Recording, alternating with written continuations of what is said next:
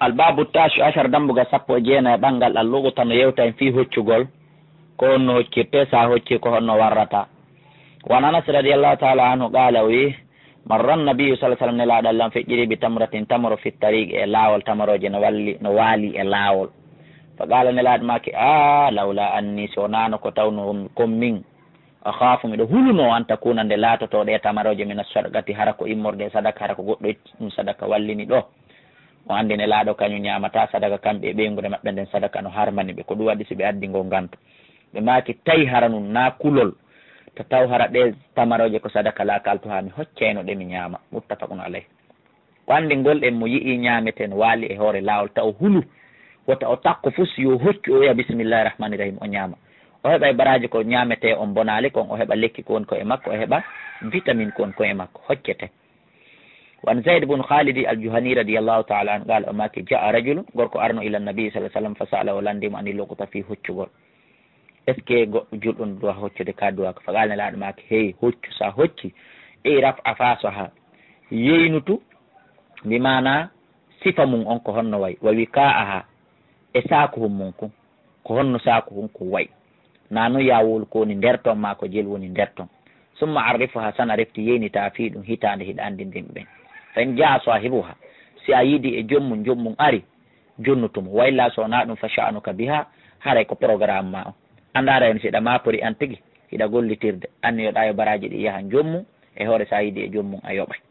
tawi an tigui na to jinɗo no woodi tampuɓe ɓurma ko ya ƴettu okkitiraɓen ɗon baraji ɗin wodanama an e majjira ɗon qala nelaɗo maki ko dallatul ghanami dammi majjuɗi ɗin e ɓaala o inni noon o kanko neɗɗon o landi toujours fa dallatul ghanami hine noon e dammi no majja nelaɗo ɓaala nelaɗo maki sa yi dammil majjugil hiyalaka ko an jeeyi ɗum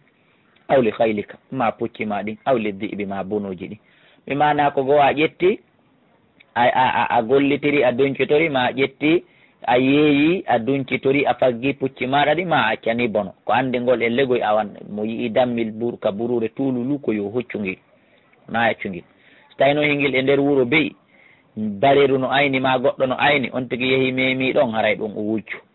si mahino e nder dinguira a wujju kono mbewa mban tun dammingel tun ka tumbere burure taw on tigui accuma ɗo ara accani bono ma moɗo ɗala on gorko en hi fa dalatul ibli ngeloba majju mbano ɗum kadi mi hoccu gal nelaɗo makko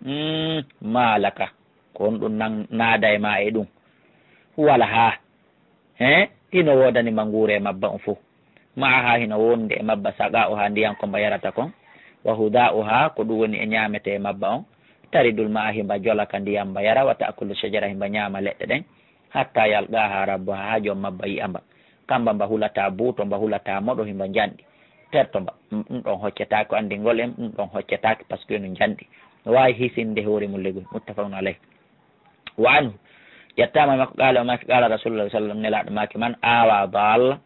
kala wernuɗo ko majji ka mum o ronki yeynutude fa huwa dallun haray oɗo ko majjuɗo hay simo juulude mo janngude himo jannude haray himo windaka Allah majjuɗo ma lam yo arrifa en tant que yeynitali ɗum rawahu muslim. ko andi ngol en si julɗo yii ñamete ma ko naftorte hunde daguinde ka islam wona yo accu ko yo hoccu kono so tawi hunde nden no janɗi ko yo yeynutu so o mari tun o fanki haray o windama majjuɗo ko Allah yalla dande tawi noon pi hon kun no fanɗi haray yo ñama won hoccuɗo bikkuwol en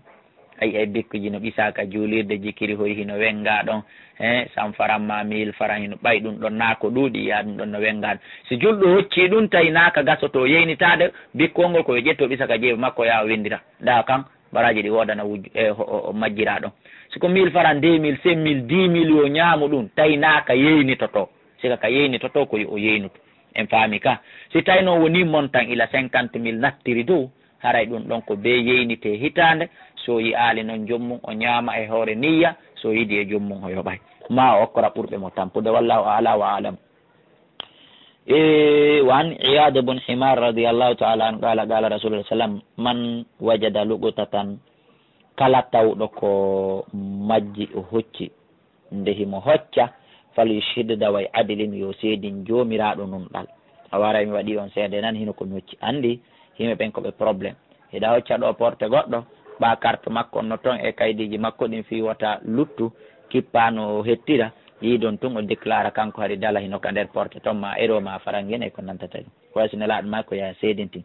waliyahfazu ifasaha yo on tigi hunjo no couleur mum on wayi noon moƴƴa wawi ka'aha e saku mum kon no wayi no moƴƴa ɗum malayika tum refti wa taw suuɗu wala yughayyibu wa taw suuɗu ko gotum fen jaa rabba si jommum ari fawo haqqo biyaray ko jommum ɓuuri handude e mum wa illa so wona ɗum fawo waray ɗum maalullahi ko jawdi Allah konko majji si on tigi yeyniti hitande yi'aali taw naato e lande pus haray maalullahi ko jawdi Allah noon konko majji utihi Allah hino okka ɗum mane shawo mo yiɗi okkude haray ɓe mana ko firi ko yo ƴettu o ñaama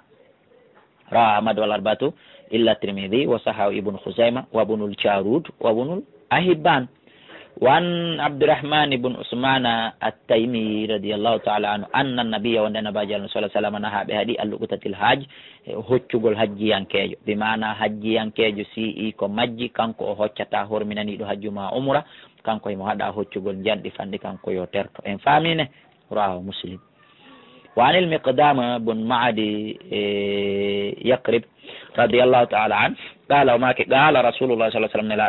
ألا فامي la yahillu dagotako dow naabin jomiraɗi ñiiƴe ɗi mi nasiba immorde e buutoji ɗin kulle buruɗe ɗen walal himaru wona mbabba dagotako jomiraɗi ñiiƴe ɗin ma mbabba al ahali yimɓe yankoji ɗin e dagotako ka ɗum ɗo hoccelegol walal logotatu wona hoccugol kadi min maali mo ahadin immorde e jawdi ahodaɗo ko wiyete ahodaɗo ko ade mo natal ka islam kono emo haldida illa an yastagniya anha si wona hara o yondinor ɗum rawahu abu dawuda ko abu dawuda woni ko filli hadisa dunabin ko woni ɗum asinnu alladi halafa rubaiya jam'uhu an yabin wa dunabin huwa ma yaftarisu lhayawanu wa yakuluhu kasran wa yattakawi binabi ko kala ko wañirta legoy ñiiƴe muɗum de asibahu bil kasri jam'u sab'i mana ko buutoje min malin mo aadin ay kafirin ko jawdi kefeero baynahu wa bayna hukkamil muslimina ahadun bi amanin ta noon aadi no hakkunde makko e julɓe ɓen wa huwa dimmiyu no mo wi'e